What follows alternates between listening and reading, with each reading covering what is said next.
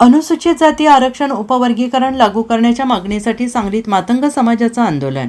अनुसूचित जाती आरक्षण उपवर्गीकरणाबाबत दिलेल्या सुप्रीम कोर्टाच्या आदेशाची 1 ऑगस्ट 2026 रोजीच्या आत राज्य सरकारने तात्काळ लागू करत अंमलबजावणी करावी या मागणीसाठी सांगली जिल्हाधिकारी कार्यालयासमोर एकदिवसीय लाक्षणिक उपोषण करत मातंग समाजाने सरकारचे लक्ष वेधले आहे. समाजाचे नेते प्रशांत सदामते यांच्या नेतृत्वाखाली हे आंदोलन करण्यात आलेलं आहे. अनुसूचित जाती आरक्षणाचे उपवर्गीकरण झाले पाहिजे आणि सगळ्यांना समान सामाजिक न्याय, हक्क, अधिकार मिळायला हवा असे अनेक वर्षांपासून महाराष्ट्रातील मातंग समाज बांधव अनेक लक्षवेधी आंदोलने, मोर्चे, पदयात्रा, लॉंग मार्च, जेल भरो आंदोलन, उपोषणे करीत सरकारकडे मागणी आणि संविधानिक लोकशाही मार्गाने मागणी करत आला आहे.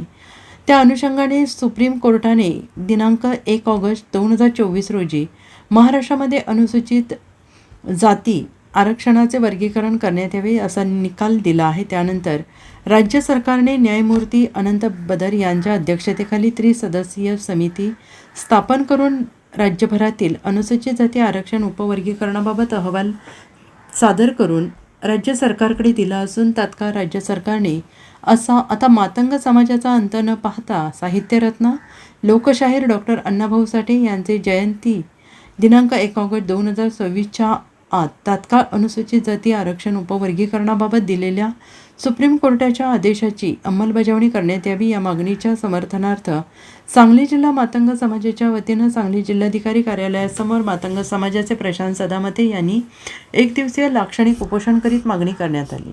सर्वांना सप्रेम जय लहुजी, जय अण्णा, जय भीम, जय शिवराय.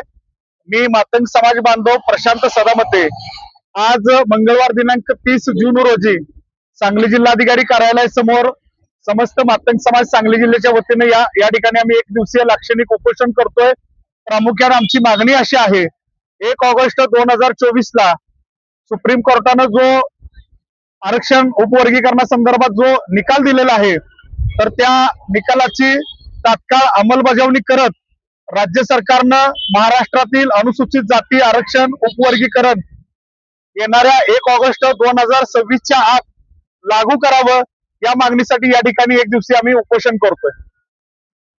काही आमदारांनी हे बघा, मी स्वतः सकाळी आपल्या सांगली जिल्ह्यातील मिरज विधानसभा मतदारसंघाचे आमदार माननीय सुरेशभाऊ खाडे यांच्याशी चर्चा केली. त्यांनी या संदर्भात खुलासा केलेला आहे की केवळ आम्ही अनुसूचित जाती आरक्षण उपवर्गीकरणाच्या संदर्भामध्ये मुख्यमंत्र्यांच्याकडे बैठकीसाठी आणि चर्चेसाठी वेळ मागितलेली आहे. त्यामुळे कालपासून जो महाराष्ट्रामध्ये संभ्रम निर्माण झालाय की काही आमदारांनी या आरक्षण उपवर्गीकरणाच्या विरोधामध्ये पत्र दिली, निवेदन दिली, परंतु तसा कोणताही प्रकार नाही.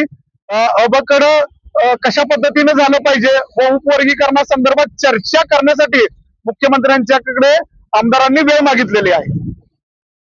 Bureau report SBN Marathi Sangli.